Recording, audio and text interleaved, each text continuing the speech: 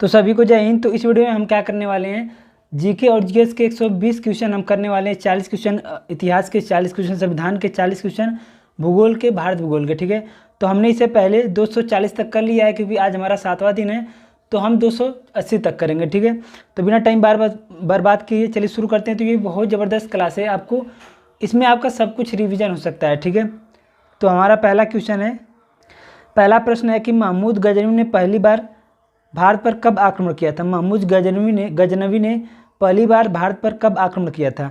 तो इसका सही आंसर है 1001 ईस्वी में। तो इसका सलूशन देख लेते हैं कि महमूद गजनवी 1998 से 1030 तक मध्य अफगानिस्तान में केंद्रीय गजनवी वंश का महत्वपूर्ण शासक था, जो पूर्वी ईरान में साम्राज्य विस्तार के लिए जाना जाता है। तो 998 ईस्वी में जब महमूद गजनवी सिंहासन पर बैठा तो उसने प्रत्येक वर्ष भारत पर आक्रमण करने की प्रतिज्ञा ली। ठीक है, तो ये 998 ईस्वी पर भारत में बैठा और अफगानिस्तान में गजनवी वंश का शासक था, जो कि अफगानिस्तान में पड़ता है। ठीक है, आगे देख लेते हैं। तो 998 में जब महमूद गजनवी सिंहासन में बैठा तो उसने प्रत्येक वर्ष भारत पर आक्रमण करने की प्रतिज्ञा की। ठीक है, इतिहासकार हेनरी इलियट ने महमूद गजनवी को 17 आक्रमणों का वर्णन मिलता है, यानी महमूद गजनवी ने भारत पर टोटल 17 बार आक्रमण किया, इतिहासकार ऐसा मानते हैं। तो महमूद गजनवी का भारत पर प्रथम आक्रमण 1000 ईस्वी में हिंदू शासक जयपाल पर हुआ था। तो 1000 ईस्वी में इसने सबसे पहले भारत पर आक्रमण किया था, उसमें राजा जयपाल पर था। और महमूद गजनवी का अंतिम उसमें विजय प्राप्त हुई। महमूद गजनवी का अंतिम जो आक्रमण था वो 1027 में जाटों पर हुआ था, 1027 में जाटों पर हुआ था। और 1025 में इसने सोमनाथ मंदिर को लूटा था, और ये इसका 16वां आक्रमण था, ये इसका 16वां आक्रमण था। ठीक है, और 1027 में इसने लास्ट बार आक्रमण किया, 1001 में इसने पहली बार आक्रमण किया महमूद गजनवी ने। ठीक है, ये अफगानिस्तान का था। आगे चलते हैं। तो क्वेश्चन नंबर 242 है हमारा कि चंदावर के युद्ध में मोहम्मद गौरी द्वारा निम्नलिखित में से किस राजा को पराजित किया। तो इसका सही आंसर है बी वाला जयचंद। तो चंदावर के युद्ध में मोहम्मद गौरी ने जयचंद को पराजित किया। आगे देख लेते हैं कि 1194 ईस्वी में मोहम्मद गौरी ने चंदावर के युद्ध में जयचंद को पराजित किया। तो जो चंदावर का युद्ध है वो 1194 में हुआ और जयचंद और मोहम्मद गौरी के बीच में हुआ। ठीक है, ज्ञातव्य है कि पृथ्वीराज चौहान एवं मोहम्मद गौरी के मध्य 1191 ईस्वी में तराइन का युद्ध हुआ। ठीक है, और जिसमें जो 2 तराइन के युद्ध हुए, एक तो 1191 में, एक तो 1192 में। तो तराइन के प्रथम युद्ध में गौरी हार गया और तराइन के द्वितीय युद्ध में गौरी जीत गया और पृथ्वीराज चौहान हार गए। ठीक है, तो जो पृथ्वीराज चौहान है, इन्होंने संयुक्ता नामक एक लड़की से शादी की थी, जो ये इनकी जयचंद की पुत्री थी। तभी जयचंद और पृथ्वीराज चौहान के बीच में दुश्मनी हो गई थी। ठीक है, तो जयचंद ने जो है मोहम्मद गौरी का साथ दिया था पृथ्वीराज चौहान को हराने के लिए, लेकिन फिर बाद में मोहम्मद गौरी ने जयचंद से ही दुश्मनी कर ली, उससे युद्ध किया और उसे चंदावर के युद्ध में हरा दिया। ठीक है, आगे चलते हैं। क्वेश्चन नंबर 243 है हमारा। तो अगला प्रश्न है हमारा यहाँ पे कि किताब उल हिंद के लेखक अल बेरूनी को किस शासक द्वारा बंदी बनाया गया था। अल बेरूनी को किस शासक द्वारा बंदी बनाया गया था।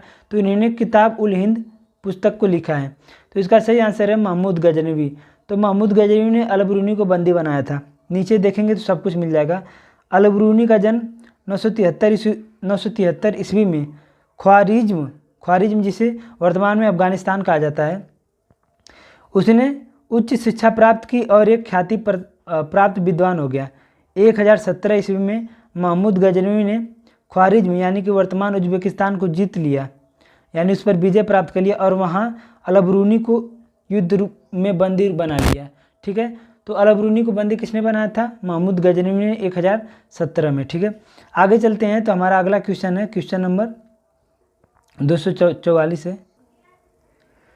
कह रहा है कि 1026 ईस्वी में प्रसिद्ध सोमनाथ मंदिर पर हमला और लूटपाट किसने की थी। 1026 में प्रसिद्ध सोमनाथ मंदिर पर हमला और लूटपाट किसने की थी। तो इसका सही आंसर है महमूद गजनवी। तो महमूद गजनवी ने यामनी वंश के तुर्क सरदार गजनी के शासक सुबुक्तगीन का पुत्र था। तो महमूद गजनवी सुबुक्तगीन का पुत्र था, जिसने भारत पर 17 बार आक्रमण किया। सबसे चर्चित आक्रमण सोमनाथ मंदिर पर है, जो उसने 1025 से 26 ईस्वी में किया। और इस मंदिर की लूट में उसे करीब 20 लाख का दिनार मिला। तो पूछता है क्वेश्चन कि जो सोमनाथ मंदिर है उस पर किसने आक्रमण किया था, तो महमूद गजनवी ने आक्रमण किया था। ठीक है, इसने टोटल भारत पे 17 बार आक्रमण किया। आगे हमारा क्वेश्चन है क्वेश्चन नंबर 245। कह रहा कि मोहम्मद गौरी पृथ्वीराज चौहान के बीच कौन सी लड़ाई हुई थी, तो इसका सही आंसर है तराइन का युद्ध। मोहम्मद गौरी और पृथ्वीराज चौहान के बीच में कौन सा युद्ध हुआ था, तराइन का युद्ध हुआ था। तो इनके बीच में तराइन के 2 युद्ध हुए थे, प्रथम और द्वितीय। एक तो 1191, एक तो 1192। ठीक है, नीचे सोल्यूशन दिया है कि मोहम्मद गौरी और पृथ्वीराज चौहान तृतीय के बीच तराइन का प्रथम युद्ध 1191 में हुआ, जिसमें पृथ्वीराज चौहान विजयी हुई। तराइन का द्वितीय युद्ध 1192 ईस्वी में हुआ, जिसमें मोहम्मद गौरी विजय हुआ। पृथ्वीराज चौहान की हार हुई। यानी पहले युद्ध में तराइन के पृथ्वीराज चौहान जीते, दूसरे युद्ध में मोहम्मद गौरी जीता। ठीक है, आगे सोल्यूशन हमारा नीचे दे रखा है, कुछ युद्ध दे रखे हैं। करें खानवा का युद्ध 1527 जो कि बाबर ने लड़ा था, बाबर ने। पलासी का युद्ध 23 जून 1757, बक्सर का युद्ध 1764। ठीक है, आगे देख लेते हैं क्वेश्चन नंबर 246 है हमारा। क्वेश्चन है कि 1001 ईस्वी में अपने पहले आक्रमण में महमूद गजनवी ने निम्नलिखित में से किस भारतीय शासक को पराजित किया था, तो इसका सही आंसर है जयपाल। सही आंसर है जयपाल। ये क्वेश्चन कई बार पूछा जा चुका है और ये इंपॉर्टेंट है। तो जो महमूद गजनवी है वो 1001 ईस्वी में भारत पर पहली बार आक्रमण किया था और उसने जयपाल को पराजित किया था। तो महमूद गजनवी गजनी के शासक सुबुक्तगीन का पुत्र था। ठीक है, अपने पिता के शासनकाल में महमूद गजनवी खुरासन का शासक था। महमूद गजनवी ने भारत पर 17 बार आक्रमण किया। महमूद गजनवी ने भारत पर पहला आक्रमण 1001 में पंजाब के शाही राजा जयपाल के विरुद्ध किया, जिसमें जयपाल की पराजय हुई। महमूद गजनवी को मूर्ति भंजक के रूप में माना जाता है, क्योंकि ये मूर्तियों को तोड़ देता था, इसलिए इसे मूर्ति भंजक कहा जाता है। आगे हमारा क्वेश्चन है क्वेश्चन नंबर 247। कह रहा कि 1001 ईस्वी में अपने पहले हमले में महमूद गजनवी ने किस भारतीय शासक को पराजित किया था, सही आंसर है जयपाल। वही आंसर है जयपाल। ठीक है, आगे तो यहाँ से हमारा अगला टॉपिक शुरू हो गया, प्राचीन भारतीय कला एवं साहित्य। ठीक है, दे रखा है 248 कि निम्नलिखित में से किस गुप्त राजा ने नालंदा विश्वविद्यालय की स्थापना की थी। क्वेश्चन बेहद इंपॉर्टेंट है और ये बहुत ज़्यादा पूछा जाता है। कुमारगुप्त प्रथम, नालंदा विश्वविद्यालय कुमारगुप्त प्रथम। नालंदा विश्वविद्यालय की स्थापना गुप्त वंश के प्रसिद्ध शासक में से कुमारगुप्त ने की थी। यह विश्वविद्यालय प्राचीन काल में भारत के मगध प्रांत, वर्तमान में बिहार में बौद्ध अध्ययन के लिए समर्पित था। यहाँ छात्रों को ललित कला, चिकित्सा, गणित, खगोल विज्ञान, राजनीतिक आदि चीज़ों का प्रशिक्षण दिया जाता था। तो बस याद रखना है कि नालंदा विश्वविद्यालय कहाँ है, गुजरात में। इसकी स्थापना गुप्त वंश के कुमारगुप्त ने की थी। ठीक है, आगे हम चलते हैं। तो हमारा अगला क्वेश्चन है क्वेश्चन नंबर 249। कह रहा है कि मंदिर वास्तुकला की निम्नलिखित में से कौन सी शैली उत्तर भारत में लोकप्रिय है। मंदिर वास्तुकला की निम्नलिखित में से कौन सी शैली उत्तर भारत में लोकप्रिय है। उत्तर भारत में, तो उत्तर भारत में जो मंदिर कला की वास्तुकार शैली है वो नागर है। ठीक है, यहाँ पे हमारा सलूशन भी दे रखा है कि नागर शब्द नगर से बना है। सर्वप्रथम नगर में निर्माण होने के कारण इसे नागर शैली कहा जाता है। यह संरचनात्मक मंदिर स्थापत्य की एक शैली है जो हिमालय से लेकर विंध्य पर्वत तक के क्षेत्रों में प्रचलित थी। 18वीं शताब्दी के बीच उत्तर भारत में मौजूद शासकों ने पर्याप्त संरक्षण दिया है। इसकी विशेषताओं में समतल छत से उठती शिखर की प्रधानताएं हैं।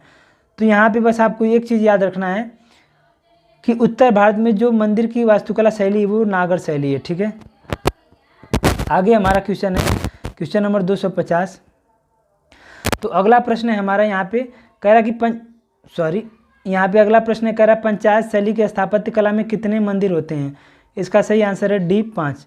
पंचायत शैली में स्थापत्य कला में 5 मंदिर होते हैं। ठीक है, इसका सलूशन देख लेते हैं हम यहाँ पे। कह रहा कि पंचायत शैली मंदिर निर्माण की एक शैली है जिसमें एक केंद्रीय मंदिर होता है जो 4 अन्य मंदिरों से घिरा होता है। तो टोटल 5 मंदिर होते हैं पंचायत शैली में। ठीक है, एक तो केंद्रीय मंदिर होता है जो मुख्य होता है और 4 अन्य मंदिर होते हैं। इसमें एक मुख्य मंदिर होता है जो 4 सहायक मंदिरों से घिरा होता है। इस शैली के मंदिर के उदाहरण खजुराहो के लक्ष्मण मंदिर, भुवनेश्वर में लिंगराज मंदिर, दशावतार मंदिर है। ठीक है, आगे हमारा क्वेश्चन नंबर 252। कह रहा है कि निम्नलिखित में से कौन सा बौद्ध विश्वविद्यालय भारत के बिहार में स्थित है। निम्नलिखित में से कौन सा बौद्ध विश्वविद्यालय भारत के बिहार में स्थित है। सही आंसर है नालंदा विश्वविद्यालय। नालंदा विश्वविद्यालय। तो बौद्ध विश्वविद्यालय में प्रसिद्ध नालंदा विश्वविद्यालय बिहार राज्य में स्थित है। इसकी स्थापना 5वीं सदी में गुप्त साम्राज्य राजा कुमार गुप्त ने की थी। राजा कुमार गुप्त ने की थी। वल्लभी विश्वविद्यालय गुजरात राज्य के भावनगर जिले में स्थित है। यह भी बौद्ध धर्म के हीनयान संप्रदाय से संबंधित है। यहाँ चीनी यात्री वेनसांग ने लगभग 7वीं सदी में यात्रा किया था। ठीक है। क्वेश्चन नंबर 253 है कि भीतरगांव का ईंटों वाला मंदिर किस राज्य में है। भीतरगांव का ईंटों वाला मंदिर किस गांव में है। उत्तर प्रदेश। भीतरगांव जो है वो उत्तर प्रदेश में। ठीक है। भीतरगांव का ईंटों वाला मंदिर उत्तर प्रदेश के कानपुर जिले में, उत्तर प्रदेश के कानपुर जिले में स्थित है। ईंटों का बना यह गुप्तकालीन मंदिर अपनी सुरक्षित तथा उत्तम सांचे में ढली ईंटों के कारण विशेष प्रसिद्ध है। ठीक। तो भीतरगांव मंदिर जो है उत्तर प्रदेश के कानपुर में है। आगे हमारा प्रश्न है 254। क्वेश्चन है हमारा कि सांची स्तूप किस राज्य में है। सांची स्तूप किस राज्य में है। सही आंसर है मध्य प्रदेश। तो 3री शताब्दी ईसा पूर्व और 12वीं शताब्दी ईसा के बीच कई अवधि से संबंधित वह स्थान सांची है, जो बौद्ध कला और वास्तुकला के उत्कृष्ट नमूने के लिए प्रसिद्ध है। सांची मध्य प्रदेश में है। मध्य प्रदेश रायसेन जिले के बेतवा नदी के तट पर स्थित है। ठीक है। सांची मध्य प्रदेश में। ठीक है। आगे हम चलते हैं 255। तो कौन सा भारतीय राज्य बौद्ध गुफाओं मंदिरों का घर है जिन्हें बराबर गुफाओं के नाम से जाना जाता है। तो बराबर गुफाएं किस राज्य में है। इसका सही आंसर है बिहार। तो बिहार राज्य बौद्ध गुफा मंदिरों का घर है जिसे बराबर गुफाओं के नाम से जाना जाता है। ये गुफाएं 4 प्रमुख गुफाओं का एक समूह है जो बराबर की पहाड़ियाँ में स्थित है। ये गुफाएं लोमस ऋषि गुफा, सुदामा गुफा, कर्ण चौपर और विश्व झोपड़ी के नाम से जानी जाती हैं। ठीक है। आगे हमारा प्रश्न है 256। तो प्रश्न है हमारा यहाँ पे खाली स्थान है में स्थित रावण भाटी गुफा, मतलब किस राज्य में स्थित रावण भाटी गुफा पूर्वकालीन चालुक्य शैली स्थापत्य कला का एक उदाहरण है जो अपनी विशिष्ट मूर्तिकला के लिए प्रसिद्ध है। इसका सही आंसर है कर्नाटक। तो कर्नाटक राज्य में स्थित है रावण भाटी गुफा। कर्नाटक राज्य में स्थित है रावण भाटी गुफा। ठीक है। इसका सलूशन देख लेते हैं। तो यहाँ पे सलूशन दे रखा है कि रावण भाटी गुफा कर्नाटक के ऐहोल में स्थित है जिसे चट्टानों से काटकर बनाया गया है। यह मंदिर पूर्वकालीन चालुक्य शैली स्थापत्य कला का एक उदाहरण है जो अपनी विशिष्ट मूर्तिकला प्रसिद्ध के लिए प्रसिद्ध है। शिव और पार्वती को समर्पित इस गुहा मंदिर का निर्माण 6वीं शताब्दी में कराया गया था। आगे क्वेश्चन नंबर 57 हमारा कि उत्तर भारतीय मंदिर वास्तुकला में कौन सा तत्व गर्भगृह और स्तंभ भित्त मंडपों के ऊपर अधिरचना या मीनार को दर्शाता है। इसका सही आंसर है शिखर। आगे प्रश्न है हमारा कि होयसलेश्वर मंदिर का निर्माण निम्नलिखित में से किस पत्थर से एक होयसल राजा ने 1150 में कराया था। तो इसका सही आंसर है काला सिल्ड पत्थर। तो होयसल मंदिर जो कि कर्नाटक के हलेबीड में स्थित है, इसे 1150 में होयसल राजा काले सिफ्ट पत्थर द्वारा बनवाया गया था। यूनेस्को ने इसे 2023 में विश्व धरोहर की सूची में शामिल किया। होयलेश्वर मंदिर जो कि कर्नाटक में। ठीक है। आगे प्रश्न है हमारा 259। प्रश्न है कि मौर्यों द्वारा नागार्जुनी गुफाएं निम्नलिखित में से किस संप्रदाय को दान दी गई थी। तो मौर्यों द्वारा नागार्जुन गुफाएं किस संप्रदाय को दान दी गई थी। सही आंसर है आजीवक संप्रदाय। तो नागार्जुनी गुफाओं का निर्माण अशोक द्वारा 3री शताब्दी ईसा पूर्व में बिहार के गया जिले में स्थित नागार्जुनी चट्टानों को काटकर करवाया गया था। इन गुफाओं को अशोक ने आजीवक संप्रदाय के भिक्षुओं को निवास के लिए बनवाया था। आगे प्रश्न है कि मौर्य स्तंभ गैब का स्थान में पाया गया था जिसे सिंह शीर्ष के नाम से जाना जाता है। ठीक है। तो इसका सही आंसर है डी। तो मौर्य स्तंभ शीर्ष सारनाथ में पाया गया था जिसे सिंह शीर्ष के नाम से भी जाना जाता है। तो मौर्य स्तंभ शीर्ष सारनाथ में पाया गया था जिसे सिंह या सीरी लायन कैपिटल के नाम से जाना जाता है। मूल स्तंभ में शीर्ष पर 4 सिंह हैं जो एक दूसरे की ओर पीठ किए हुए हैं। इसके नीचे एक चित्रवल्ली में एक हाथी, चौकड़ी भरता हुआ एक घोड़ा, एक सांड तथा एक सिंह की उभरी हुई मूर्तियां हैं। इसके बीच में चक्र बने हुए हैं। एक ही पत्थर को काट कर बनाए गए इस सिंह के स्तंभ के ऊपर धर्म चक्र रखा हुआ है। ठीक है, तो अगला प्रश्न है हमारा यहाँ पे कि राजस्थान के माउंट आबू में दिलवाड़ा मंदिर शैली का एक जीता जाता उदाहरण है। तो यहाँ इसका सही आंसर है जैन। तो राजस्थान के माउंट आबू में दिलवाड़ा मंदिर जैन मंदिर शैली का एक जीता जाता उदाहरण है। यहाँ पे हम सोल्यूशन देख लेते हैं 261 का। तो यहाँ पे दे रखा है कि राजस्थान के माउंट आबू में दिलवाड़ा मंदिर जैन मंदिर शैली का एक जीता जाता उदाहरण है। इस मंदिर का निर्माण लगभग 1088 ईस्वी में बिमल शाह के शासक काल के दौरान किया गया था। ठीक है, तो अगला प्रश्न है हमारा 2062, कह रहा है कि गैप है हमारा, किस राज्य में बाघ नदी के तट पर स्थित बाघ गुफाएं हैं जिसमें 9 बौद्ध गुफाएं हैं। किस राज्य में बाघ नदी के तट पर स्थित बाघ गुफाएं हैं जिसमें 9 बौद्ध गुफाएं हैं, 6वीं शताब्दी में विकसित की गई थी। इसका सही आंसर है मध्य प्रदेश। ठीक है, सॉल्यूशन देख लेते हैं। तो इसका सॉल्यूशन दे रखा है यहाँ पे कि मध्य प्रदेश में बाघ नदी के तट पर स्थित बाघ गुफाएं जिसमें 9 बौद्ध गुफाएं 6वीं शताब्दी में विकसित की गई थी। ये गुफाएं मध्य प्रदेश में धार जिले में 97 किलोमीटर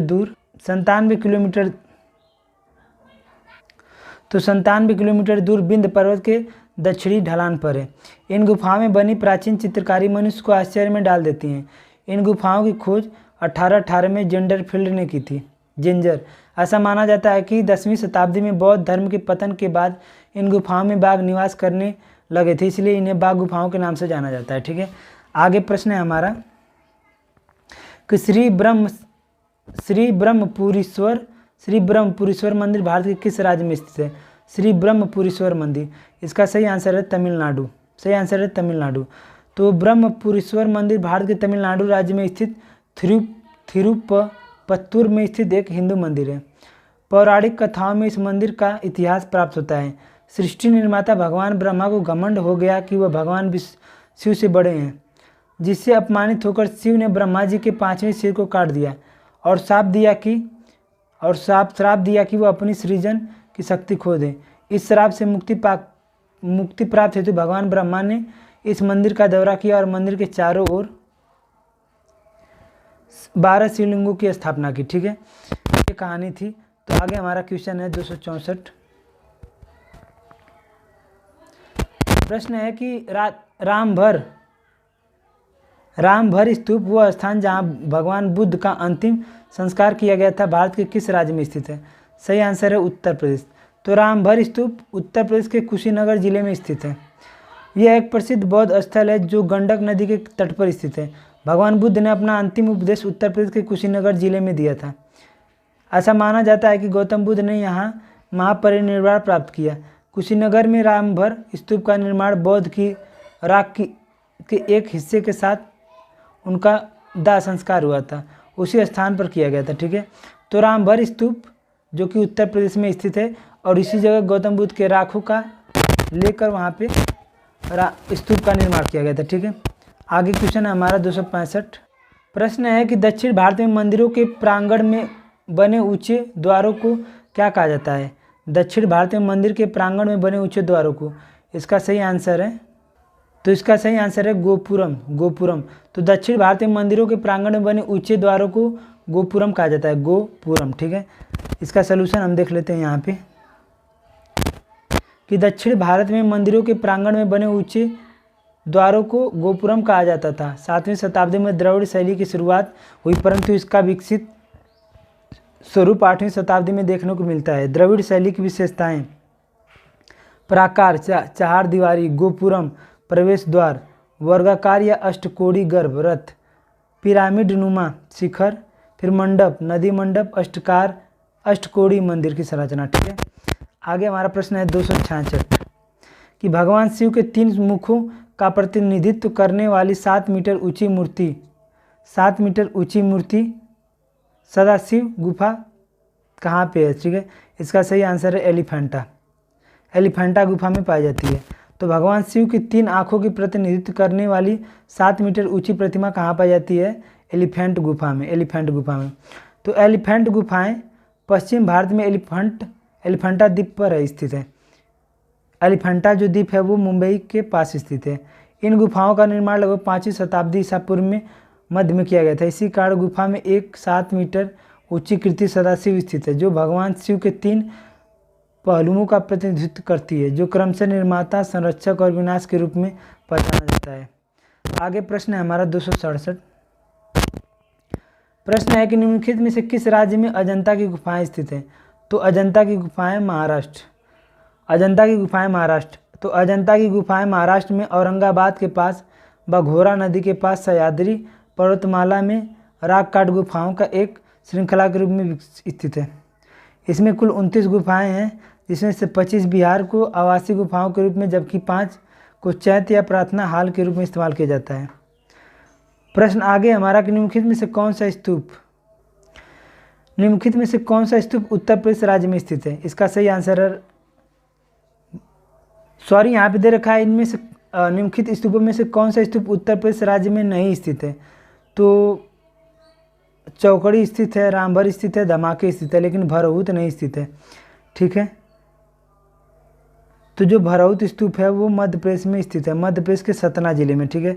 आगे चलते हैं, क्वेश्चन नंबर 269 है हमारा। निम्नलिखित में से कौन सा बौद्ध स्तूप की वास्तुकला से संबंधित है? निम्नलिखित में से कौन सा बौद्ध स्तूप की वास्तुकला से संबंधित है? इसका सही आंसर है हर्मिका।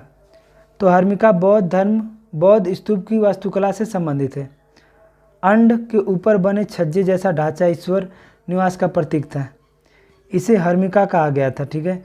इसमें बौद्ध अथवा अन्य बोधिसत्व के अवशेष रखे जाते थे।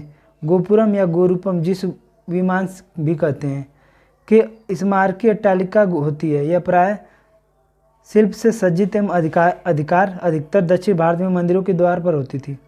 तो अगला प्रश्न 270 कि बाघ की गुफाएं, जो भारतीय शैल निर्मित स्थापत्य वास्तुकला का अद्भुत नमूना है, कहाँ पे हैं? तो बाघ की गुफाएं मध्य प्रदेश।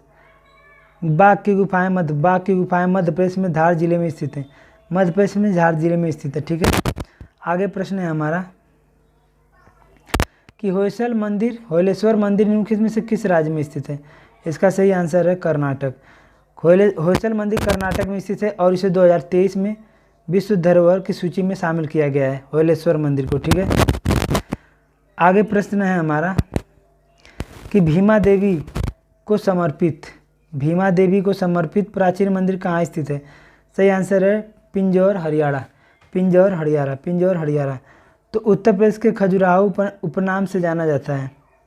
देवी मंदिर हरियाणा में स्थित है। इसे गुर्जर प्रतिहार शासकों ने बनाया था, आगे प्रश्न है हमारा कि भारत में निम्नलिखित में से कौन सी चूना पत्थर की गुफा है? भारत में निम्नलिखित में से कौन चूना पत्थर की गुफा है? इसका सही आंसर है बोर्रा गुफाएं। तो बोर्रा आंध्र प्रदेश में अराकू घाटी में अनंतगिरी पहाड़ियों के बीच स्थित देश की सबसे प्राचीन गुफाओं में से एक मानी जाती है। यह गुफा 750 मीटर की ऊंचाई पर है, स्थित चूना पत्थर से बनी है, ठीक है। तो बोर्रा गुफाएं जो कि आंध्र प्रदेश में स्थित है, चूना पत्थर की निर्मित है। आगे प्रश्न 74 निम्नलिखित में से किस राज्य में प्रसिद्ध चित्रदुर्ग कला स्थित है? निम्नलिखित में से किस राज्य में प्रसिद्ध चित्रदुर्ग किला स्थित है? सही आंसर है डी कर्नाटक। तो चित्रदुर्ग किला कर्नाटक में चित्रदुर्ग जिले में स्थित एक उल्लेखनीय स्मारक है। इस किले का निर्माण राजवंशी शासक ने किया था, जिसमें राष्ट्रकूट, चालुक्य, होयसल, चित्रदुर्ग और नायक शामिल थे। अगला प्रश्न है 275 निम्नलिखित में से कौन सा किला काकतीय राजवंश द्वारा बनाया गया था? सही आंसर है गोलकोंडा। तो तेलंगाना की राजधानी हैदराबाद से 11 किलोमीटर की पश्चिम में स्थित गोलकोंडा का किला काकतीय राजवंश के शासकों द्वारा बनवाया गया था। गोलकोंडा किला, यहाँ से हीरा मिला था, कोहिनूर हीरा यहीं से मिला था, ठीक है।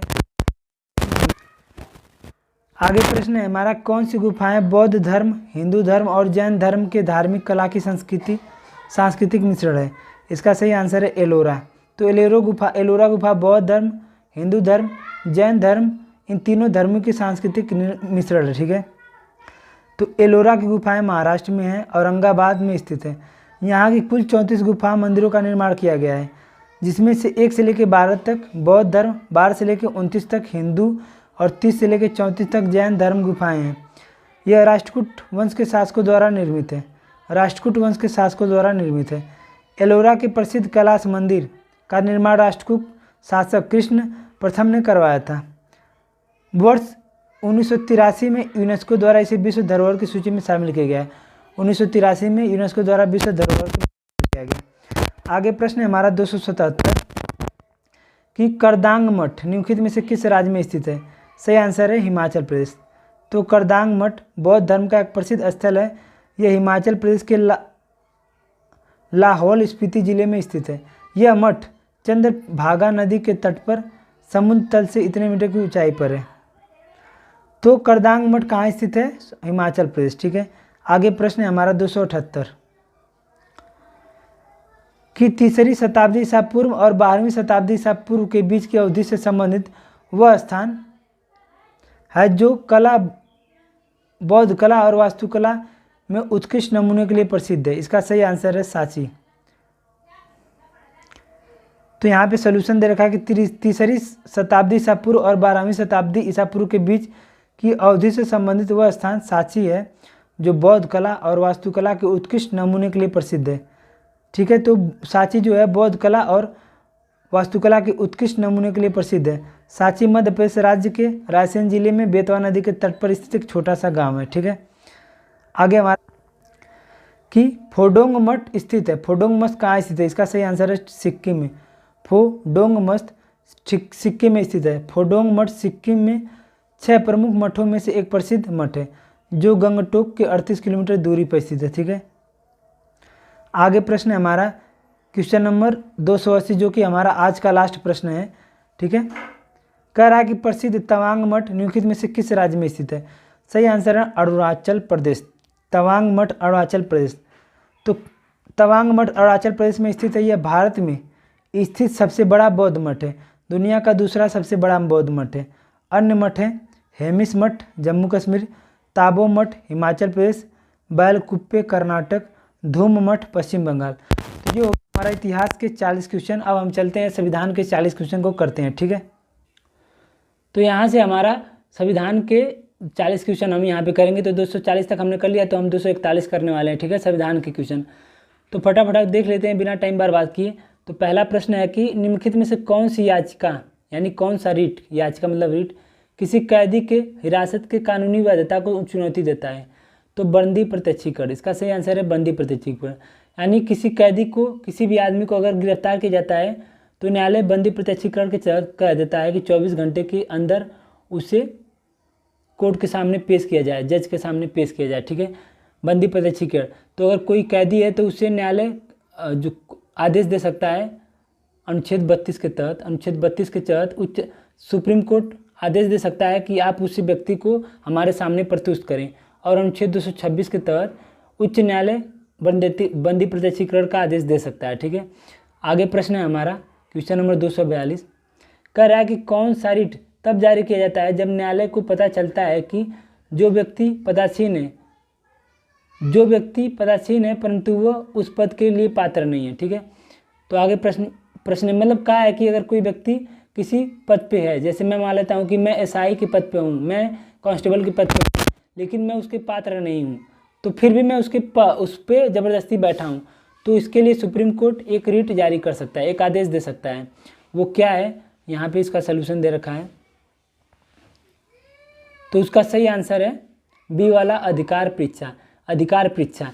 यानी कोर्ट हमसे पूछ सकता है कि यार आप किस अधिकार से उस पोस्ट पे बैठे हैं, आप तो उसके काबिल ही नहीं हैं। तो भारतीय संविधान के अनुच्छेद 32 के तहत सर्वोच्च न्यायालय और अनुच्छेद 226 के तहत उच्च न्यायालय व्यक्ति के मौलिक अधिकार को प्रवर्तित कराने हेतु 5 प्रकार की रिट जारी करते हैं। पहला है बंदी प्रत्यक्षीकरण, परमादेश, प्रतिषेध, उत्प्रेषण, अधिकार परीक्षा। ठीक है, अधिकार परीक्षा रिट तब जारी की जाती है जब न्यायालय को यह पता चलता है कि जो व्यक्ति पदासीन है वह उस पद के लिए पात्र नहीं है।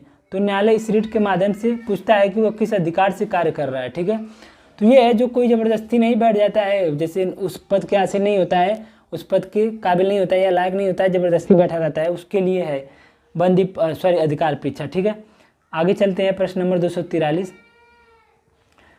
कह रहा है कि भारतीय संविधान के अनुच्छेद 32 के तहत सर्वोच्च न्यायालय को याचिका जारी करने की शक्ति के साथ विभूषित किया है। निम्नलिखित में से कौन सा उन याचिकाओं में से एक नहीं है। ठीक है, तो देखो 5 प्रकार की रिट जो जारी की जाती है उसमें से अधिकार परीक्षा है हमारा, परमादेश भी है, निषेध भी है, लेकिन अनापनियो ये क्या है, ये नहीं है। ठीक है, तो सुप्रीम कोर्ट या उच्च न्यायालय 5 रिट जारी करती हैं। सुप्रीम कोर्ट अनुच्छेद 32 से और हाई कोर्ट अनुच्छेद 226 से। ठीक है, 5 प्रकार के रिट कौन कौन से हैं? बंदी प्रत्यक्षीकरण, परमादेश, प्रतिषेध, उत्प्रेषण, अधिकार परीक्षा। ठीक है, आगे प्रश्न है हमारा अनुच्छेद 244 क्वेश्चन नंबर 244 कह रहा कि भारतीय संविधान का निम्नलिखित में से कौन सा अनुच्छेद मौलिक अधिकारों को लागू करने के लिए सर्वोच्च न्यायालय जाने के अधिकार से संबंधित है? इसका सही आंसर है सी, यानी अगर आपके मौलिक अधिकार का हनन होता है या उल्लंघन होता है तो आप डायरेक्ट अनुच्छेद 232 से आप सुप्रीम कोर्ट जा सकते हैं और अनुच्छेद 226 से आप हाई कोर्ट जा सकते हैं। ठीक है, आगे प्रश्न है 245 कि मौलिक अधिकारों की सुरक्षा के लिए भारत के सर्वोच्च न्यायालय के द्वारा कितनी रिट जारी की जाती है? कितनी रिट? सही आंसर है 5 रिट जारी की जाती है। बंदी प्रत्यक्षीकरण, परमादेश, अधिकार परीक्षा, उत्प्रेषण, प्रतिषेध, 5। ठीक है, आगे प्रश्न है कि भारत के सर्वोच्च न्यायालय द्वारा की गई व्याख्या के अनुसार फ़ोन कॉल को दोहन यानी फ़ोन कॉल की जो टाइपिंग की जाती है, फ़ोन कॉल को टाइपिंग संविधान के अनुच्छेद में प्रदान किए गए मौलिक अधिकारों का उल्लंघन है। यानी अगर कोई भी हमारा फ़ोन टैप करता है तो वो हमारे मौलिक अधिकार का उल्लंघन है, यानी कोई हमारा फ़ोन टैप नहीं कर सकता। जो नई लोग फ़ोन टैप करते हैं, दूसरे की फ़ोन को हैक करके सुनते हैं, वो मौलिक अधिकार का हनन है। ठीक है, तो इसमें कहा गया अनुच्छेद 21 के तहत। तो यहाँ पे भारत के सर्वोच्च न्यायालय द्वारा की गई व्याख्या के अनुसार फ़ोन कॉल का दोहन यानी टैपिंग अनुच्छेद 21 के तहत प्राप्त निजता के अधिकार का उल्लंघन है। ठीक है, इसके साथ ही फ़ोन कॉल टैपिंग वाक एवं अभिव्यक्ति की स्वतंत्रता 19(1) से हमें मिलता है। ठीक है, तो ये हमारा क्वेश्चन नंबर 21 सही हो जाएगा। आगे क्वेश्चन नंबर 247 हम यहाँ पे देखते हैं। तो आगे प्रश्न है हमारा कि परमादेश रिट का क्या अर्थ है? परमादेश का मतलब क्या है? जो रिट सुप्रीम कोर्ट जारी करता है उसमें से एक रिट है परमादेश, उसका अर्थ क्या है? तो उसका अर्थ है हम आदेश देते हैं। तो परमादेश का शाब्दिक अर्थ होता है हम आदेश देते हैं। यह रिट न्यायालय द्वारा सार्वजनिक पद पर बैठे पदाधिकारियों को जारी की जाती है। इसे किसी भी सार्वजनिक इकाई, निगम, अधीनस्थ न्यायालयों, अधिकारों या सरकार के खिलाफ जामन के समान उद्देश्य से जारी किया जाता है। तो परमादेश ये किसी के भी खिलाफ जारी किया जा सकता है। जैसे कोई भी काम है, अगर वो कोई काम नहीं कर रहा है, कोई भी संस्था या कोई भी काम है सरकार को, जैसे पुलिस, मान लेते कोई एसआई है, अगर वो काम कोई नहीं कर रहा है और ये मामला कोर्ट में चली जाती है तो सुप्रीम कोर्ट डायरेक्ट उसे परमादेश रिट के तहत पूछ सकता है, परमादेश के तहत, कि आप ये काम क्यों नहीं कर रहे हैं। ठीक है, तो इसे ही आगे हमारा प्रश्न है। तो यहाँ से हमारा मौलिक कर्तव्य शुरू हो गया। तो पहला प्रश्न है कि किस समिति ने मौलिक कर्तव्यों को पालन न करने पर जुर्माना या सजा का प्रस्ताव रखा था? सही आंसर है स्वर्ण सिंह समिति, सरदार स्वर्ण सिंह समिति। तो सरदार स्वर्ण सिंह समिति ने मौलिक कर्तव्यों को पालन न करने पर जुर्माना का प्रस्ताव रखा था, परंतु इसे नहीं माना गया था। तो मैं यहाँ पे आपको बता दूं कि जो टोटल हमारे मौलिक कर्तव्य हैं वो 11 हैं। सबसे पहले उससे पहले बता दूं कि जो हमारा मौलिक कर्तव्य है वो अनुच्छेद 51A में है और भाग 51A में और भाग 4A में है। भाग 4A में हमारा मौलिक कर्तव्य है। ठीक है, और टोटल 11 मौलिक कर्तव्य हैं। तो जो 10 मौलिक कर्तव्य हैं वो 42वां संविधान संशोधन 1976 के द्वारा जोड़े गए थे, लेकिन जो 11वां मौलिक कर्तव्य है वो 46वां संविधान संशोधन 2002 के द्वारा जोड़ा गया था। और ये क्या है? इसमें कहा गया है कि 6 से लेकर 14 वर्ष तक बच्चों को फ्री में शिक्षा दी जानी चाहिए। ठीक है, तो टोटल 11 मौलिक कर्तव्य हैं और हमारे संविधान में जो मौलिक कर्तव्य है वो सरदार स्वर्ण सिंह समिति के द्वारा जोड़ी गई थी इनकी सिफारिश पर। ठीक है, आगे हमारा प्रश्न है 249, कह रहा है कि भारतीय संविधान के अनुसार निम्नलिखित में से कौन सा मूल कर्तव्य नहीं है। तो सार्वजनिक संपत्ति की रक्षा करना ये हमारा कर्तव्य है। भाईचारे की भावना को बढ़ावा देना व्यक्तित्व ये हमारा कर्तव्य है भ्रातृत्व को। फिर संविधान का पालन करना और उसके आदर्शों का सम्मान करना ये भी हमारा कर्तव्य है। फिर सार्वजनिक चुनाव में मतदान करना ये हमारे मौलिक कर्तव्य, जो हमारे 11 मौलिक कर्तव्य हैं उसमें शामिल नहीं है। ठीक है, तो ये ऑप्शन नंबर डी सही है। आगे हम नीचे इसका सोल्यूशन देख लेते हैं। तो कह रहा है कि भारतीय संविधान के अनुच्छेद 51A के तहत मौलिक कर्तव्य का प्रावधान है। सरदार स्वर्ण सिंह ने 1976 में मौलिक कर्तव्यों के बारे में सिफारिश की थी। मौलिक कर्तव्यों को विचार रूस से, जो मौलिक कर्तव्य लिया गया वो रूस के संविधान से लिया गया। ठीक है, तो इतना चीज़ याद रखिएगा। मौलिक कर्तव्यों को 42वें संविधान संशोधन 1976 द्वारा जोड़ा गया था। तब 10 मौलिक कर्तव्य जोड़े गए थे और इसे भाग 4A में रखा गया है। मूल रूप से मौलिक कर्तव्यों की संख्या 10 थी, यानी जब मौलिक कर्तव्य गया था तो टोटल संख्या 10 थी। लेकिन बाद में 46वें संविधान संशोधन 2002 के तहत एक और मौलिक कर्तव्य जोड़ा गया, तब ये संख्या हो गई 11। ठीक, आगे चलते हैं। क्वेश्चन नंबर 250, प्रश्न है कि यहाँ पे गैप है का संरक्षण किसी भी भारतीय नागरिक का मूल कर्तव्य होगा। तो इसमें से हमें इन चारों में से पूछना है कि पवित्र ग्रंथ, गांवों और वन्यजीव और बच्चों, तो इसमें से कौन सा मूल कर्तव्य है। तो हम देख रहे हैं वन्यजीव, तो हमारे मूल कर्तव्य में दे रखा है कि वन्यजीवों की सुरक्षा या संरक्षण करना सभी भारतीयों का मूल कर्तव्य होगा। ठीक है, तो ऑप्शन नंबर बी हमारा सही है। एक बार फिर से पढ़ लेते हैं कि भारतीय नागरिक के मूल कर्तव्य का विचार तत्कालिक सोवियत संघ, तो जो हमारा मूल कर्तव्य है वो रूस से लिया गया। ठीक है, जिसे हम सोवियत संघ बोलते थे पहले। इसको 42वें संशोधन द्वारा 1976 में सरदार सिंह समिति की सिफारिश पर भाग 4 में सम्मिलित किया गया और टोटल 10 मौलिक कर्तव्य थे उस समय। वर्तमान में 11 मौलिक कर्तव्य है। ठीक है, 7वें में दिया गया है कि प्राकृतिक पर्यावरण के अंतर्गत वन, झील, नदी और वन जीव की रक्षा करना, संरक्षण करना। ठीक है, ये हमारा कर्तव्य है। आगे चलते हैं। तो हमारा अगला प्रश्न है यहाँ पे 251 प्रश्न है कि निम्नलिखित में से कौन सा विकल्प मूल कर्तव्य में शामिल नहीं है। निम्नलिखित में से कौन सा विकल्प मूल कर्तव्य में शामिल नहीं है। तो हमारी संस्कृति, क्वेश्चन नंबर है, हमारी संस्कृति में समृद्धि विरासत को महत्व देना, उसे परिचित करना, तो ये हमारे मौलिक कर्तव्य में शामिल है। फिर उसके बाद राष्ट्रध्वज को राष्ट्रगान का सम्मान करना, ये भी हमारे शामिल है। यानी हमारा कर्तव्य है कि हम अपने राष्ट्रध्वज का सम्मान करें और राष्ट्रगान का भी सम्मान करें। तीसरा है कि भारत की संप्रभुता, एकता और अखंडता को बनाए रखना, तो ये भी हमारी मौलिक कर्तव्य है। आगे दे रखा है केवल व्यक्तिगत विकास और व्यक्तिगत गतिविधियों पर ध्यान देना, तो ये हमारा मौलिक कर्तव्य नहीं है। तो हमें सबको लेके चलना होगा, ये नहीं कि केवल अपने बारे में सोचें। ठीक है, आगे चलते हैं। क्वेश्चन नंबर 252 दे रखा है हमारा क्वेश्चन कि 11वां मौलिक कर्तव्य से संबंधित है। 11वां मौलिक कर्तव्य किससे संबंधित है। तो हमारा आंसर है सही, 11वां मौलिक कर्तव्य शिक्षा से संबंधित है। तो मैं आपको बता दूं कि जो हमारा मौलिक कर्तव्य है, जो मूल रूप से मौलिक कर्तव्य जब हमारा मौलिक कर्तव्य संविधान में जोड़ा गया था 42वें संविधान संशोधन 1976 के द्वारा, तो उसमें टोटल 10 मौलिक कर्तव्यों को अपनाया गया था।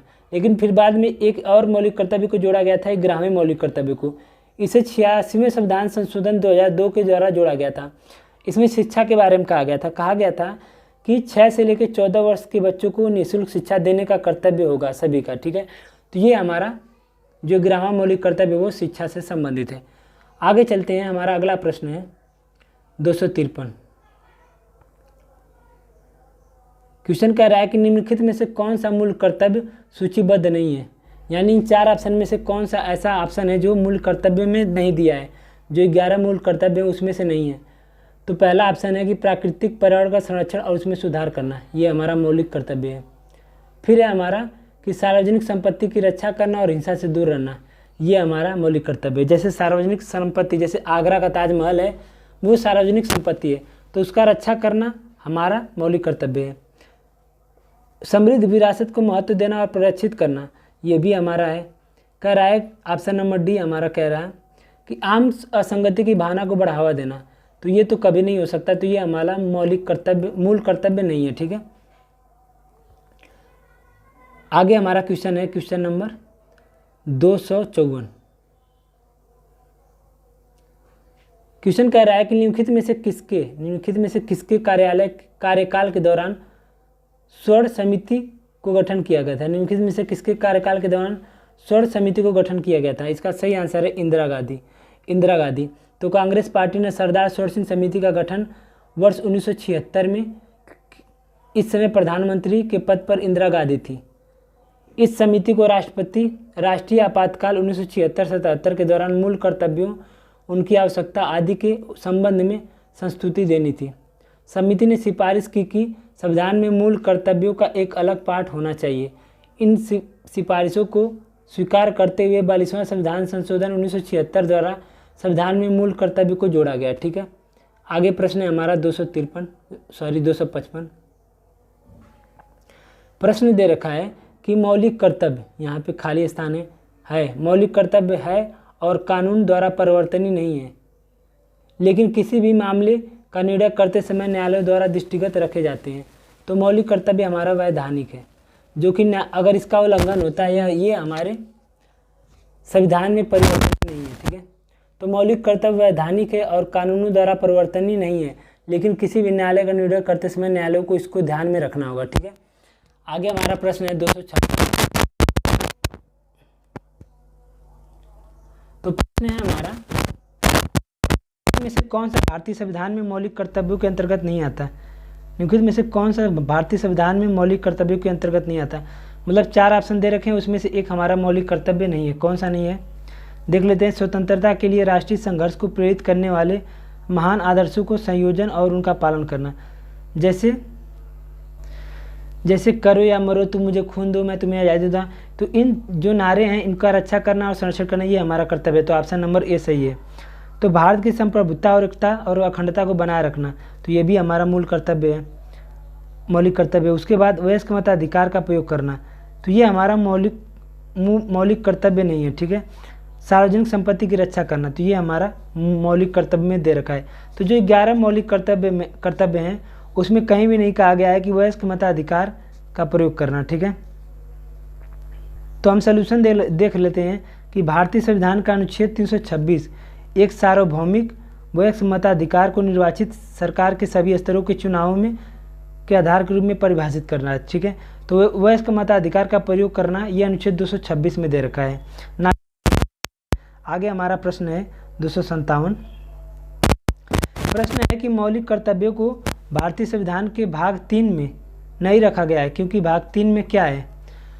क्योंकि भाग 3 है वाद्य योग्य, जो भाग 3 है वो वाद्य योग्य है और जो मौलिक कर्तव्य है वो वाद्य योग्य नहीं है। सलूशन देख लेते हैं कि मौलिक कर्तव्यों को भारतीय संविधान के भाग 3 में नहीं रखा गया है, क्योंकि भाग 3 में हमारा मौलिक अधिकार है। इन्हें भाग 4A में रखा गया है, अनुच्छेद ए में। भाग 4A अनुच्छेद 51A में रखा गया है।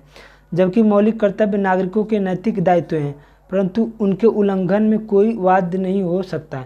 यानी अगर मौलिक कर्तव्यों का उल्लंघन होता है तो ऐसा नहीं है कि इसे लेके आप कोर्ट में चले जाएं। ये उल्लंघनीय नहीं है, ये भारतीय परंपरा में पोषित है। ठीक है, ये आप पर है, यानी आप कर्तव्य समझना चाहिए, लेकिन ऐसा नहीं है कि इसका उल्लंघन होगा तो आप कोर्ट में चले जाएंगे। हमारा प्रश्न है 258। भारतीय संविधान में उल्लिखित मौलिक कर्तव्यों की एक विशेषता नहीं है। ठीक है, यानी कौन सा ऑप्शन मौलिक कर्तव्य में नहीं है। दे रखा है कि इनके उल्लंघन पर कानूनी कार्रवाई होती है, ये वाला गलत है। इनके उल्लंघन पे कानूनी कार्रवाई नहीं होता। ठीक है, ये नागरिक कर्तव्य है, सही है। आगे ऑप्शन देख लेते हैं हम। कह रहा कि ये अलंघनीय या अस्थानीय नहीं है, तो ये भी सही है। ये भारतीय परंपरा का हिस्सा है, ये भी सही है। यानी ऑप्शन नंबर ए हमारा सही नहीं है। 59। कह रहा कि निम्नलिखित में से कौन सा भारतीय संविधान में उल्लिखित एक मौलिक कर्तव्य नहीं है। ठीक है, क्वेश्चन है हमारा इन 4 ऑप्शन में से कौन सा हमारा मौलिक कर्तव्य नहीं है। तो टोटल हमारे 11 मौलिक कर्तव्य हैं, ठीक है, ये सबको पता है, जो कि भाग 4A में है और अनुच्छेद 51A में है, और इसे सरदार सरोवर सिंह समिति के द्वारा जोड़ा गया था, और ये रूस देश से लिया गया है, और इसे 42वां संविधान संशोधन 1976 के द्वारा जोड़ा गया है, ठीक है। ठीक है, तो देख लेते हैं हम कि मानववाद का विकास, ठीक है, ये हमारा सही है, मौलिक कर्तव्य। सद्भावना का विकास, ये भी सही है। ज्ञानार्जन की भावना, ये भी सही है। सुधार लाना, ये नहीं दिया गया है, ठीक है। तो आज हम अपने टोटल 11 के 11 मौलिक कर्तव्यों को आप एक बार मैं यहाँ पे दिखा देता हूँ। टोटल 11 के 11 मौलिक कर्तव्य को दिखा देते हैं, ठीक है। चलिए देख ही लेते हैं। पहला मौलिक कर्तव्य है कि संविधान का पालन करें और उसके आदर्शों, संस्थानों और राष्ट्रीय ध्वज, राष्ट्रीय गान का आदर करें। संविधान का पालन करें, उसके आदर्शों, संस्थाओं, राष्ट्रीय ध्वज और राष्ट्रगान का आदर करें। दूसरा मौलिक कर्तव्य है हमारा कि स्वतंत्रता के लिए राष्ट्रीय आंदोलन को प्रेरित करने वाले उच्च आदर्शों को हृदय में संजोए रखें और उनका पालन करें। तीसरा मौलिक कर्तव्य है कि भारत की संप्रभुता, एकता, अखंडता को रक्षित करें तथा अक्षुण्ण रखें। चौथा मौलिक कर्तव्य है कि देश की रक्षा करें और आह्वान किए जाने पर यानी बुलाए जाने पर राष्ट्र की सेवा करें। पांचवा मौलिक कर्तव्य हमारा कि भारत के सभी लोगों में समरसता और समान भ्रातृत्व की भावना का निर्माण करें, जो धर्म, भाषा, प्रदेश या वर्ग आधारित सभी प्रकार के भेदभाव से परे हो। ऐसी प्रथाओं का त्याग करें जो स्त्रियों की सम्मान के विरुद्ध हो, ठीक है। छठवां है हमारी सामाजिक संस्कृति की गौरवशाली परंपरा का महत्व और समझे और उसका परीक्षण करें। सातवां है प्राकृतिक पर्यावरण और जिसके अंतर्गत वन, झील, नदी और वन्यजीव आते हैं की रक्षा और संवर्धन करें। प्राणी जात के प्रति दया भाव रखें, यानी वन, झील, नदी और वन्यजीव, इनका संवर्धन और रक्षा करना है, ठीक है। आठवां है हमारा वैज्ञानिक दृष्टिकोण से मानववाद और ज्ञानार्जन तथा सुधार की भावना का विकास करें। नौवां है सार्वजनिक संपत्ति को सुरक्षित रखें और हिंसा से दूर रहें। क्वेश्चन नंबर 10 और 11 हैं कि व्यक्तिगत और सामूहिक गतिविधियों के सभी क्षेत्रों में उत्कर्ष की ओर बढ़ने का सतत प्रयास करें, जिससे राष्ट्र की प्रगति हो, निरंतर बढ़ते हुए उपलब्धि की नई ऊंचाइयों को प्राप्त किया जा सके। 11वां है 6 से 14 वर्ष की आयु के बीच कि अपने बच्चों को शिक्षा के अवसर प्रदान करें। तो ये जो 11वां है ये बाद में जोड़ा गया था 86वें संविधान संशोधन 2002 के द्वारा, ठीक है।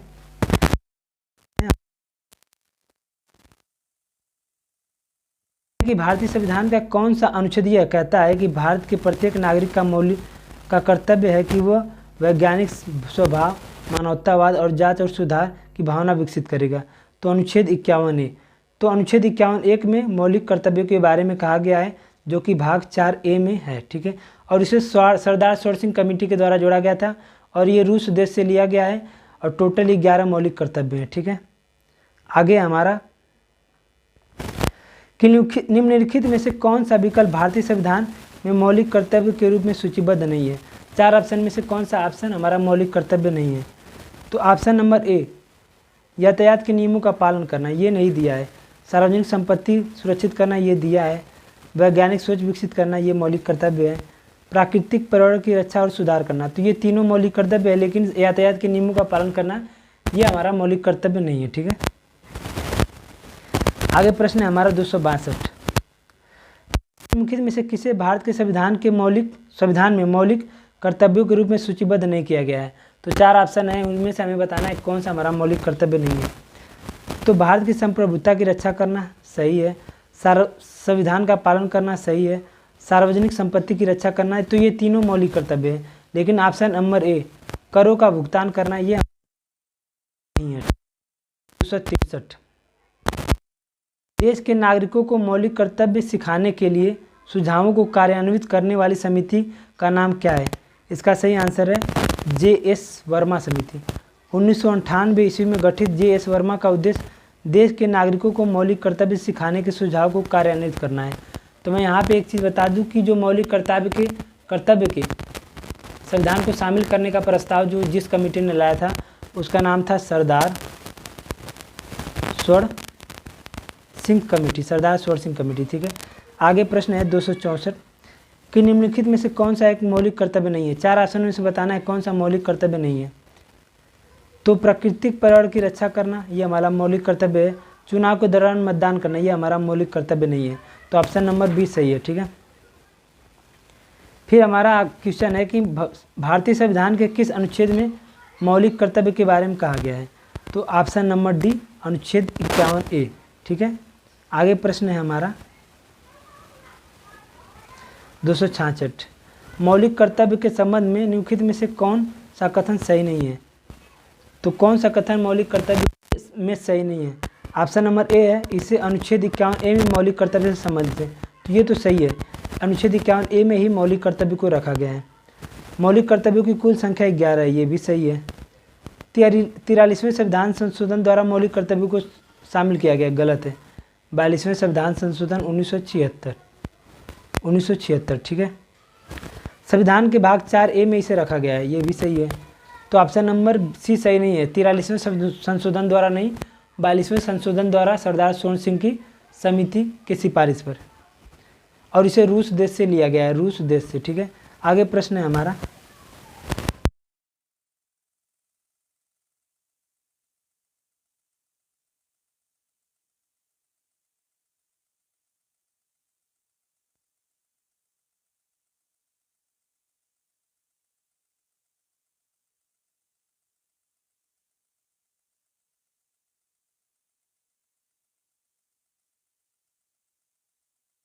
प्रश्न है, तो यहाँ से राज्य के नीति निर्देशक तत्व, अगला टॉपिक शुरू हो गया, DPSP, राज्य के नीति निर्देशक तत्व।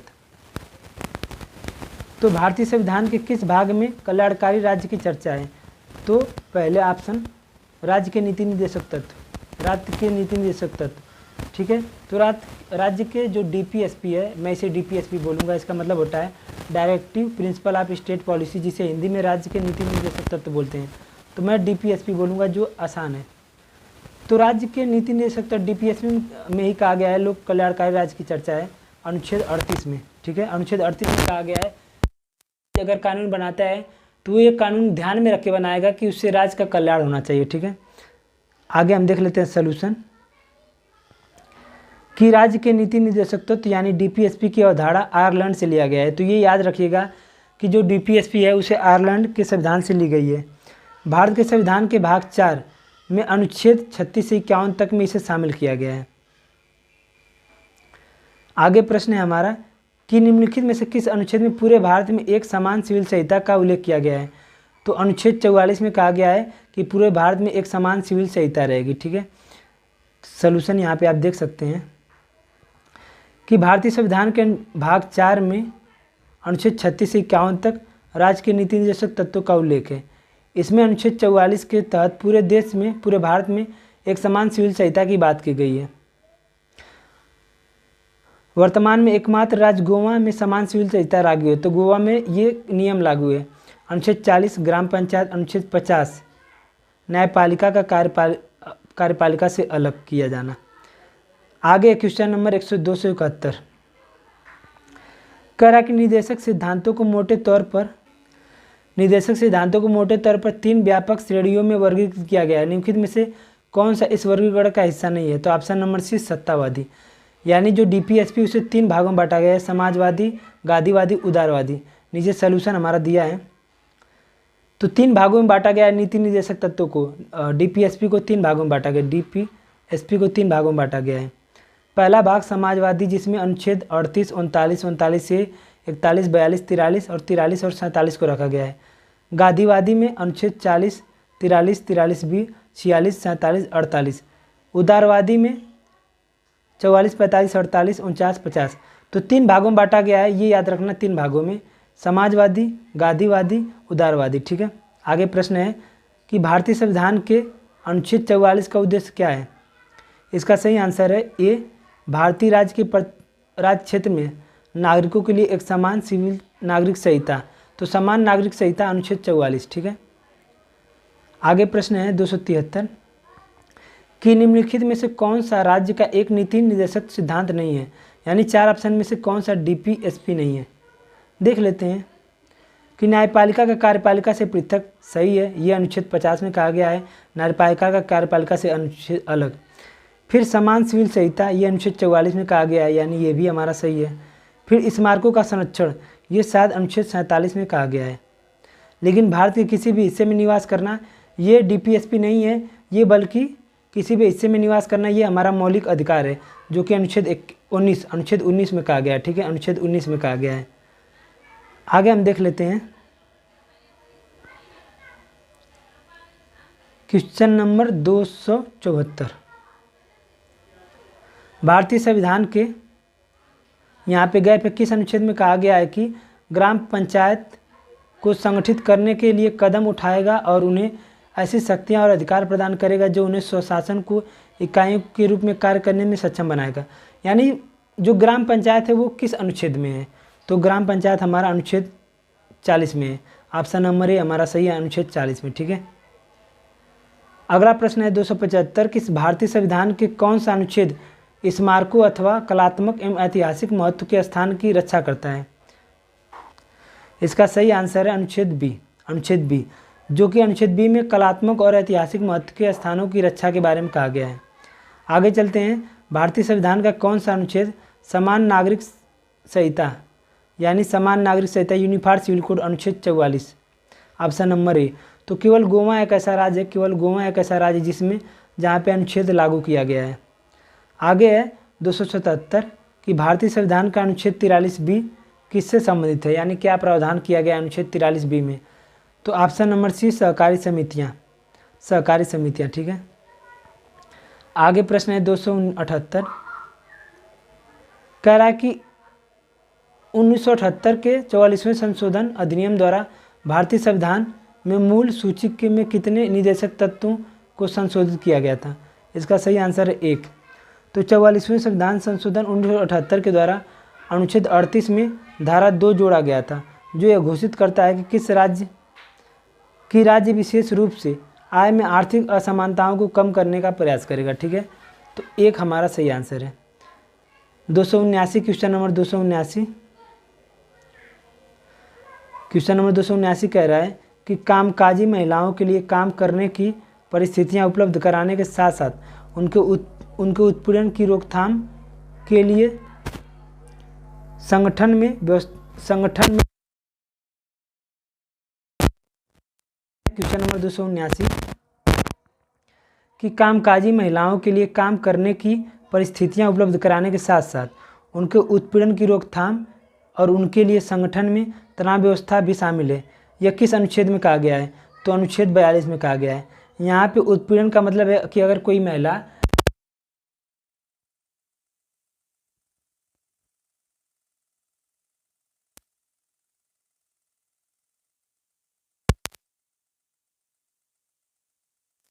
कराने के साथ साथ उत्पीड़न की रोकथाम और के लिए भी काम करना चाहिए।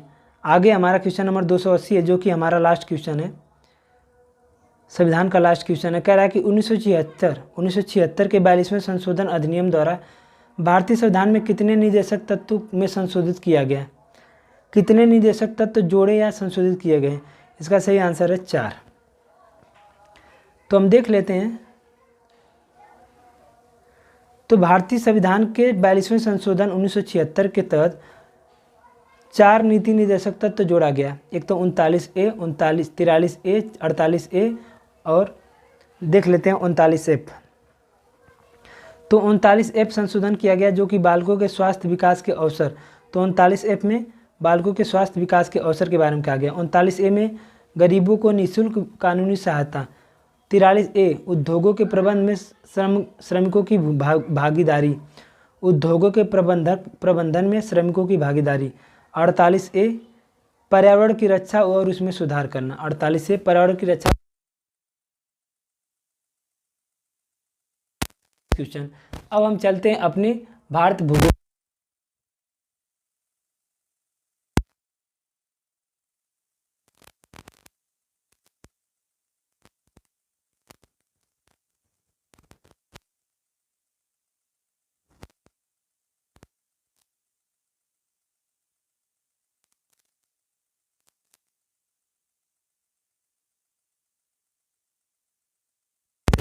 इसका सलूशन हम देख लेते हैं कि जोंग जल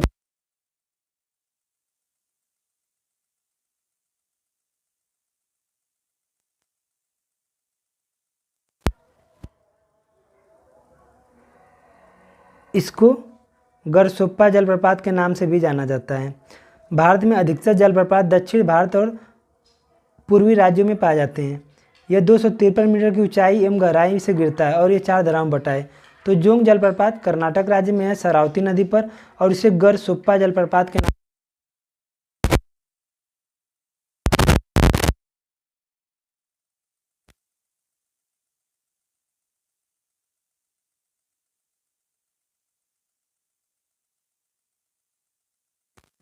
जाना जाता है।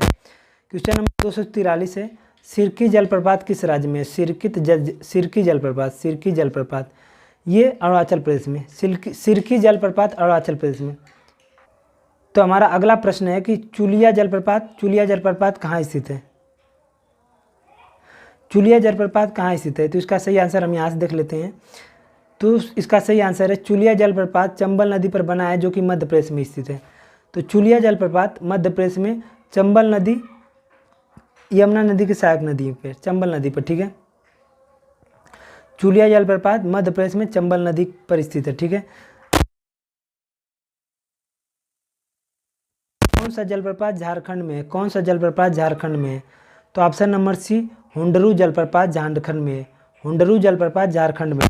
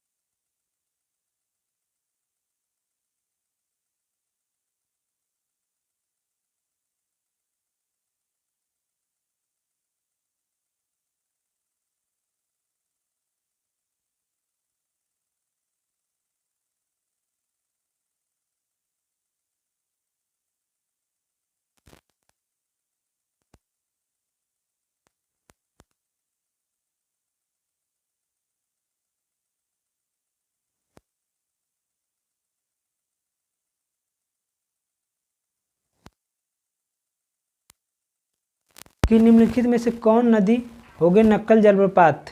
इसका सही आंसर है कावेरी नदी। तो होंगे नक्कल जलप्रपात कावेरी नदी पर स्थित है, जो कि तमिलनाडु राज्य में स्थित है। होंगे नक्कल जलप्रपात कावेरी नदी पर तमिलनाडु राज्य में स्थित है। आगे हमारे पे यहाँ पे सोल्यूशन दे रखा है 4 ऑप्शन। हुंडरू जलप्रपात स्वर्णरेखा नदी, पुनासा चंबल नदी, पायकारा नदी, मेना नर्मदा नदी, ठीक है। अगला प्रश्न है 250, कि निम्नलिखित में से कौन भारत का तीसरा सबसे ऊंचा जलप्रपात है? तो इसका आंसर नहीं पता था, इसका आंसर आयोग ने गलत माना, अभी उसको पता नहीं था। तो नोअक्कली भारत का तीसरा सबसे ऊंचा जलप्रपात है, जो कि ऑप्शन में नहीं दे रखा है। नोअक्कलिकाई का मुख्य स्रोत बरसात का पानी, इसलिए बरसात के समय इसका आकर्षण बढ़ जाता है। नोअक्कलिकाई जो कि सीधे बिना रुकावट के नीचे गिरता है। मेघालय राज्य में पड़ने वाले इन झरनों को लिकाई महिला के कूदने के कारण पड़ा था। तो नोअक्कलिकाई मेघालय राज्य में है, ठीक है। हालांकि विश्व जलप्रपात डाटाबेस के अनुसार भारत का सबसे ऊंचा जलप्रपात नोअक्कली में।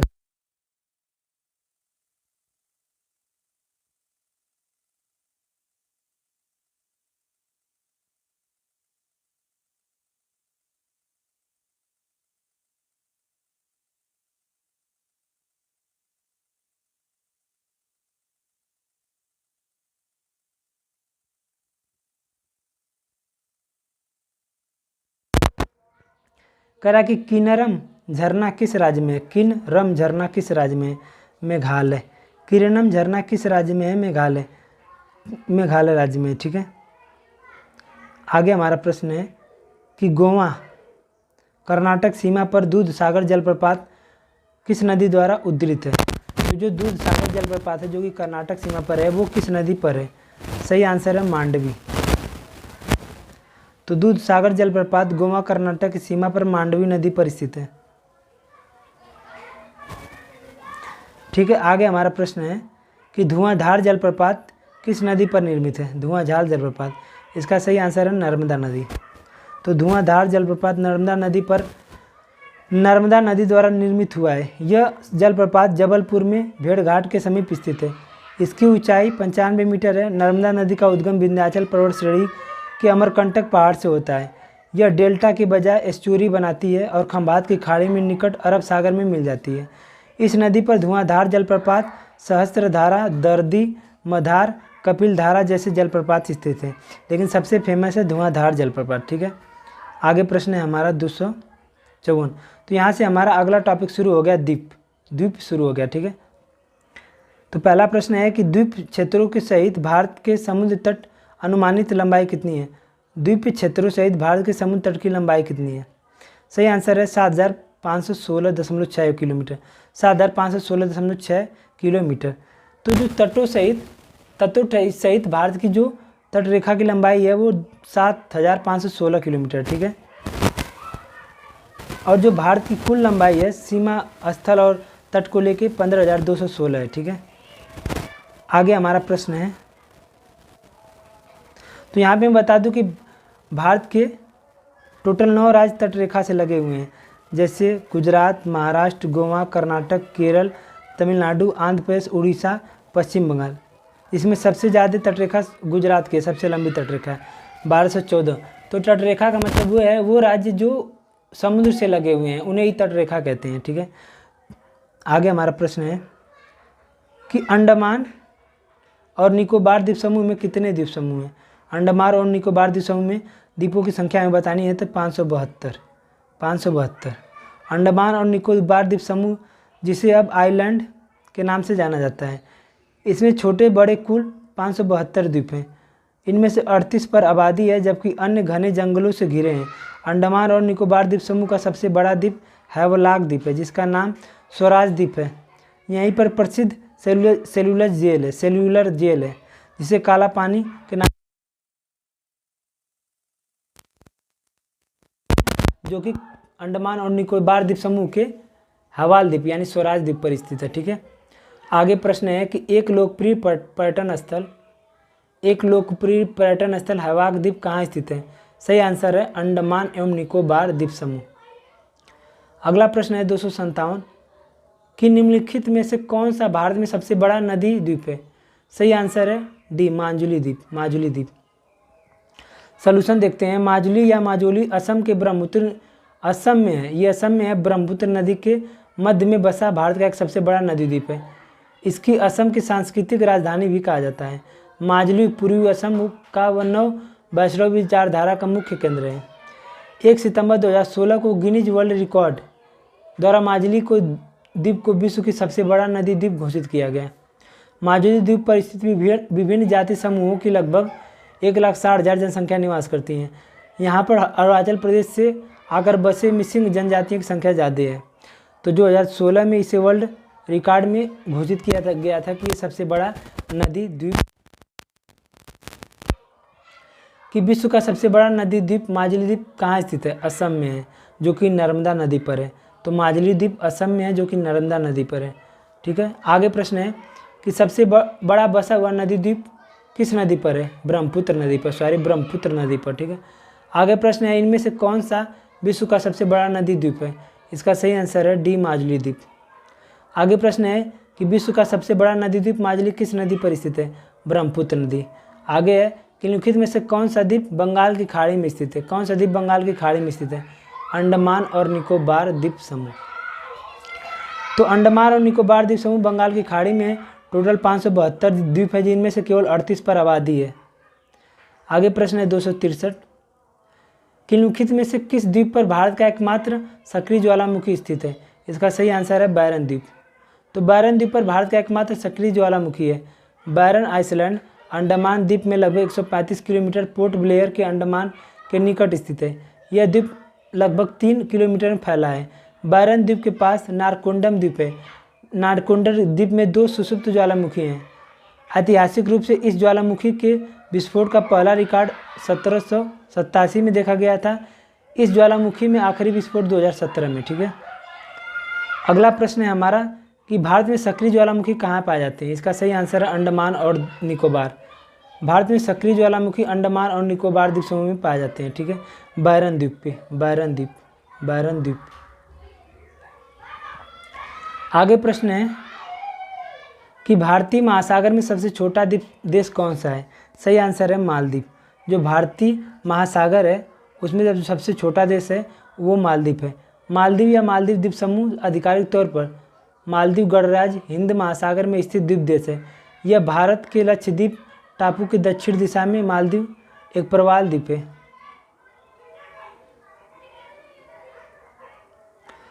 इसमें 1192 टापू हैं जिसमें से 200 पर बस्ती है।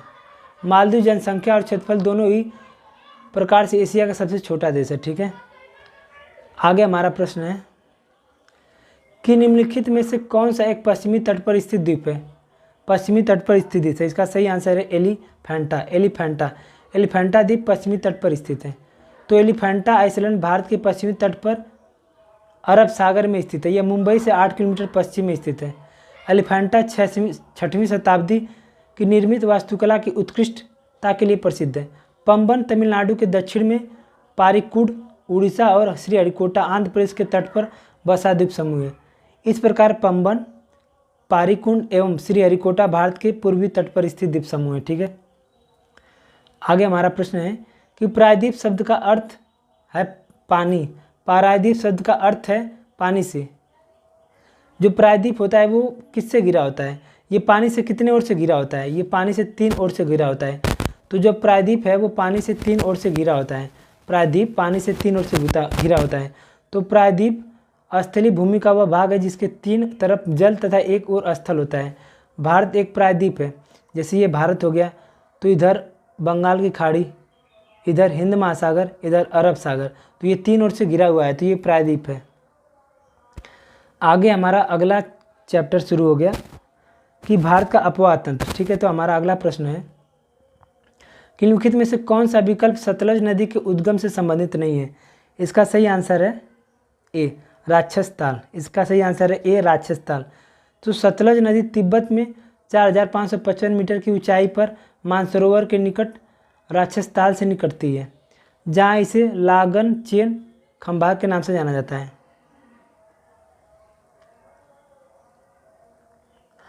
तो सतलज नदी राक्षस ताल से निकलती है, ठीक है। आगे हमारा क्वेश्चन है कि निम्नलिखित में से कौन सी नदी सिंधु नदी की सहायक नदी नहीं है। इसका सही आंसर है रिंद। तो रजास्कर, हुंजा, गिलगित ये सिंधु नदी की सहायक नदी है, ठीक है। लेकिन रिंद सिंधु नदी की सहायक नदी नहीं है।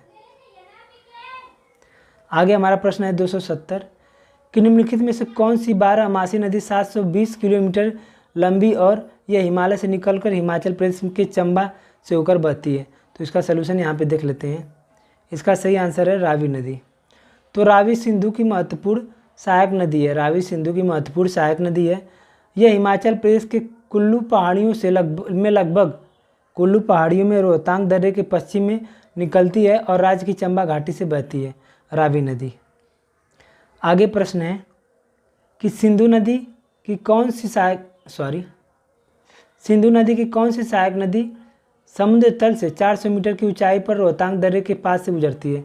इसका सही आंसर है ब्यास नदी।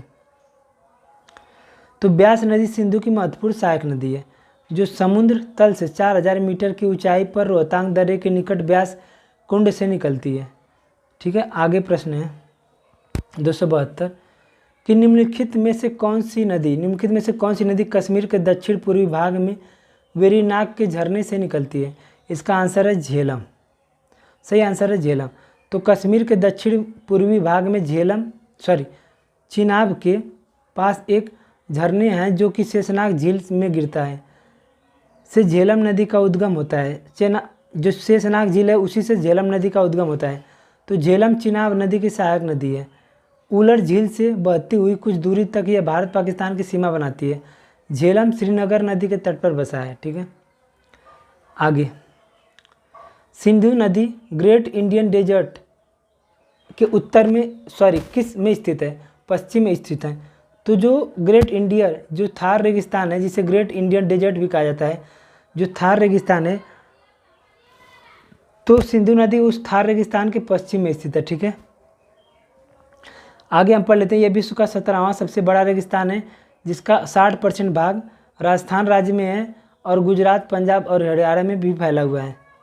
सिंधु नदी इसके पश्चिम में बहकर बहती है।